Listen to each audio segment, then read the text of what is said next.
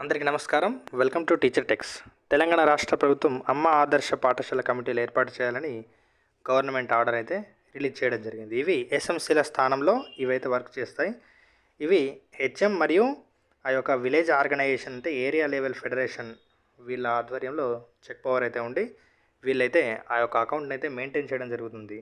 ఈ యొక్క అమ్మ ఆదర్శ పాఠశాల కమిటీల వాళ్ళకి సంబంధించి మనకు బేసిక్ ఇన్ఫ్రాస్ట్రక్చర్ ఫెసిలిటీస్ కానీ గర్ల్స్ టాయిలెట్ అదేవిధంగా వాటర్ ఫెసిలిటీస్ డ్రింకింగ్ వాటర్కి సంబంధించి major and minor repairs electrification కానీ శానిటేషన్ అండ్ సోలార్ ప్యానల్కి సంబంధించి maintenance of the school uniform stitching ఈ విధమైన కార్యకలాపాలు అయితే మనకు పాఠశాలలో చేపట్టి వీటికి అయితే మెయింటెనెన్స్ అయితే చేయడం జరుగుతుంది. మరి ఈ యొక్క అమ్మ ఆదర్శ పాఠశాల కమిటీలను ఏ విధంగా ఏర్పాటు చేయాలి, వీటికి సంబంధించిన గైడ్లైన్స్ అయితే మనం ఇప్పుడు డీటెయిల్డ్గా చూద్దాం. ఈ యొక్క అమ్మ ఆదర్శ పాఠశాలలు ఈ యొక్క కమిటీకి సంబంధించి మనకి ఆ యొక్క కన్సర్న్డ్ విలేజ్ ఆర్గనైజేషన్ అంటే ఏరియా లెవెల్ ఫెడరేషన్ ప్రెసిడెంట్ అనే వాళ్ళు ఈ యొక్క కమిటీకి చైర్పర్సన్గా ఉంటారు.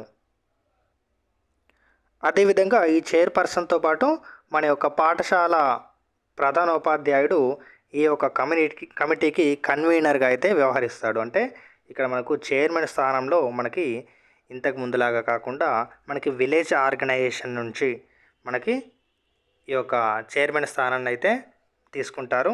అదేవిధంగా సేమ్ హెచ్ఎం స్థానంలో సేమ్ కన్వీనర్గా మన యొక్క పాఠశాల హెచ్ఎం అయితే ఉంటారు. ఒకవేళ రెండు అంతకంటే ఎక్కువ విలేజ్ ఆర్గనైజేషన్స్ ఒకే ఊర్లో ఉంటే ఏం చేయాలంటే మన పాఠశాలకి జాగ్రఫికల్గా ఎవరైతే మనకి దగ్గరగా ఉన్నారో వాళ్ళనైతే మనం తీసుకోవాలి. అదేవిధంగా రొటేషన్ పద్ధతిలో ఇంకొకరిని కూడా తీసుకోవాలి. ఈ యొక్క మనకు కమిటీకి కాల వ్యవధి అయితే మనకు సంవత్సరం, అంటే ప్రతి సంవత్సరానికి ఒకసారి అయితే ఈ యొక్క కమిటీని మారుస్తూ ఉండాలి.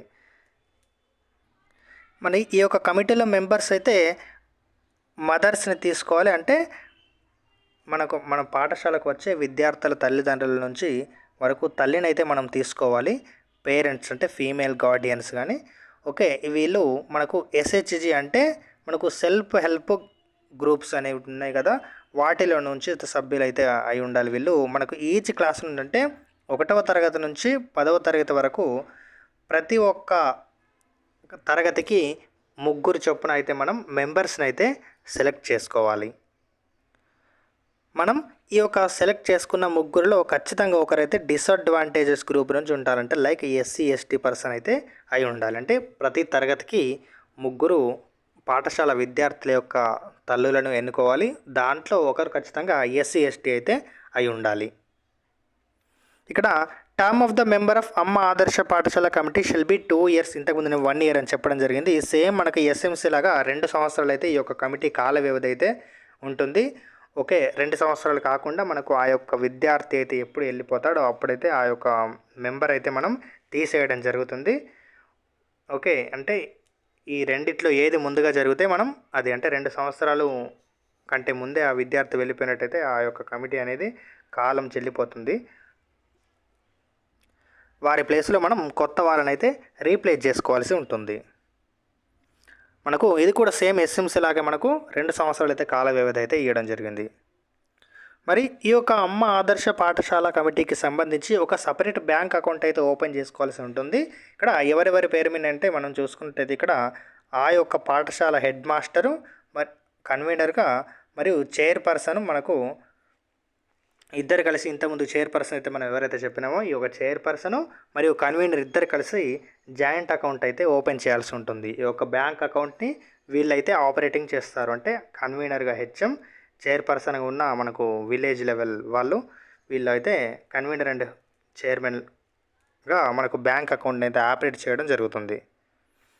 అయితే మనం ఇక్కడ ఏ ఒక్క పనిని అయితే మనం ప్రారంభించినా కూడా మనకు ఫైనాన్షియల్ ట్రాన్సాక్షన్స్ జరగాలంటే కనీసం 50% మంది అయితే మనకు ప్రజెంట్ అయ్యి వాటి యొక్క నిర్ణయాలు అయితే తీసుకొని రెజల్యూషన్ అయితే ఏర్పాటు చేసుకొని మనకు ఈ యొక్క ఫైనాన్షియల్ ట్రాన్సాక్షన్ అయితే చేయడం జరుగుతుంది. అంటే ప్రతి ఒక్క ఫైనాన్షియల్ ట్రాన్సాక్షన్ జరగాలంటే మనకి ఇక్కడ ఒక 50% మంది మెంబర్స్ అయితే తప్పనిసరి. అంటే మనం ఎంచుకున్న వారిలో సగం మంది అయితే తప్పకుండా అయితే హాజరు కావాల్సి ఉంటుంది. అంటే ఒక 20 మంది ఉంటే తప్పకుండా 10 మంది అయితే మనకు హాజరైతే కావాలి.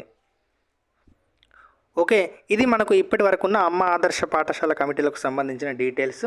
వీటి గురించి మరిన్ని డీటెయిల్స్ తెలుసుకోవాలంటే మన గవర్నమెంట్ నుంచి మరిన్ని ఇంకేమైనా ఆర్డర్స్ వస్తే మాత్రం మనమైతే వివరంగా చూద్దాం. ఇప్పటికైతే మనకు ఒక బ్యాంక్ అకౌంట్ అయితే ఓపెన్ చేసుకోవాల్సి ఉంటుంది. Okay, thank you.